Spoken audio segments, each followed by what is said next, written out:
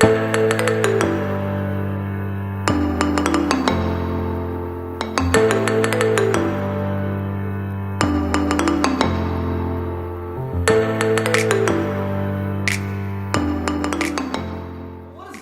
welcome back to yet another episode of Grow Through Grief and or like a daily,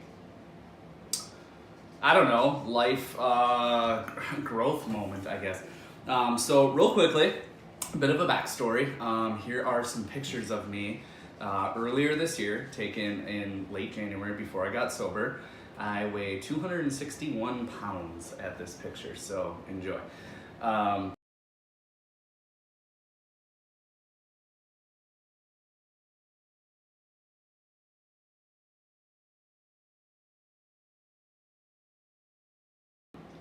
Yeah, that's fat as fuck. Anyways, shortly after Jana passed away, I was diagnosed with high cholesterol, high blood pressure, which I knew I was trending that way, and pre-diabetic. My A1C wasn't super great, and or just my blood sugars were all over the place. Anyways, I took it upon myself in right around May, I think, April, May. I decided I wanted to go towards a plant-based lifestyle. So I started pescatarian and I ate fish like constantly, way too much. And then I started trending towards vegetarian. So definitely tried that for, I would say, a majority of the summer. Was doing a ton of cycling, weight was just falling off naturally with no alcohol and good lifestyle changes. And then I decided to try to attempt veganism. And when I say attempt, it didn't go so well. So for the last 4 months or so, I've been identifying as a chegan, a cheating vegan. And the new year, I really want to go 100% vegan. And a lot of people ask, why vegan, protein questions, all that shit. Save it for the comment section. Like, I don't care if you think I don't eat enough protein. Protein is way overrated unless you're a bodybuilder. You may see some protein-esque products here on the table.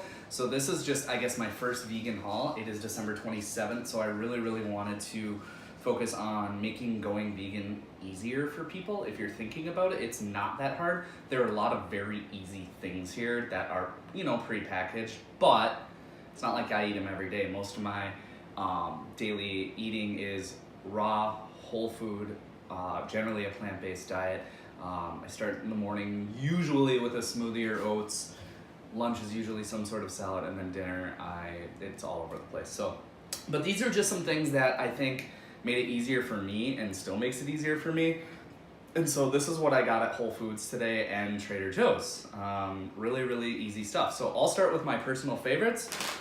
This is the Gardein brand. This is their crispy mandarin chicken. I actually have it right there, and I was actually gonna ask, do you guys want to see like vegan taste tests?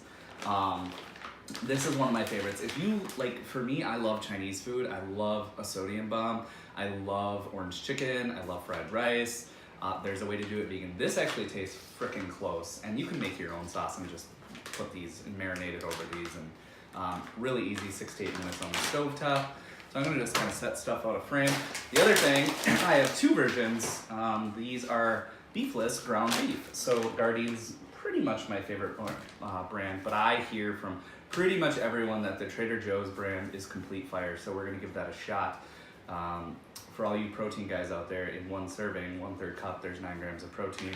In this one, there's 18 grams and 3/4 cup. So get off your protein mark.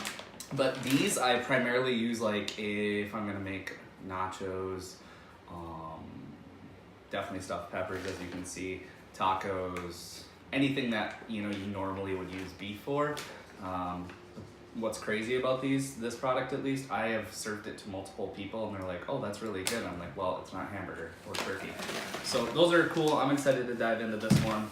I guess some more staples. We'll go real quickly into these. This is the Upton's Naturals brand of whole jackfruit. So jackfruit is I believe it's in India, or an Indonesian fruit that's pretty big, pretty expensive, pretty hard to get. I actually couldn't find it very many places, and so I was really happy to see that Whole Foods actually sells it pre-pulled, pre-marinated.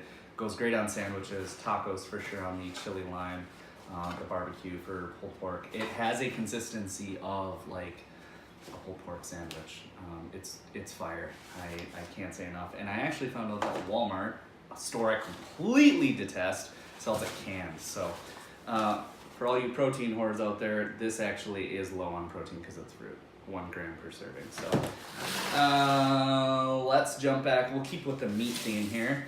This is Tofurkey. This is a brand I've actually never had. This is their Italian sausage. Has 30 grams of protein per 3.5 ounces. So yeah, and this is all prepackaged stuff. This isn't an ideal thing that you want to eat every day, but if you want to like spruce some things up, or if you have guests coming over who want to eat your food but you don't have any meat in the house, this can be a substitute.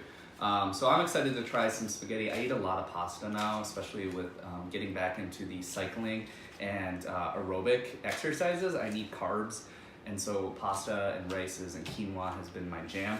That brings me to my next topic. This is organic chickpea fusilli pasta. So this is all plant-based, all with chickpeas. What's super cool about this, great fiber, not horrible carbs, protein 11 grams. It's also gluten-free, and I have a girlfriend who's gluten-free, so that's something I try to adhere to. So we'll quickly speed this up. Vegan mac and cheese, never had it. It's Annie's brand. We'll see here. I actually didn't even look how you make it. It doesn't call for butter, non-dairy milk, 2 tablespoons of buttery spread. I actually left it. I use Earth Balance. It's vegan. It actually tastes really good, kind of like margarine. And then the staple of my diet pretty much is tofu.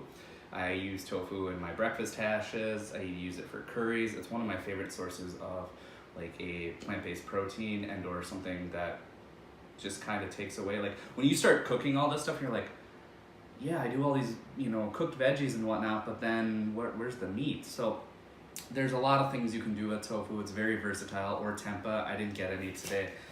So that's a fun one.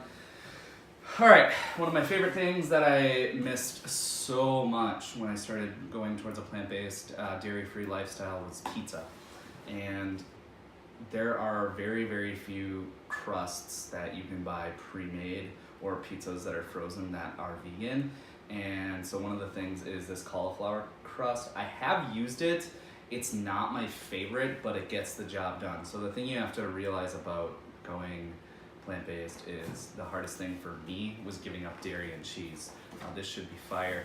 But pizza was one of my favorite things in the world, and the thing that we all love so much is cheese.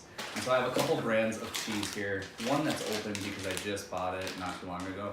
It is the Daiya brand of cheese. I actually don't love this. This is the mozzarella. It's okay.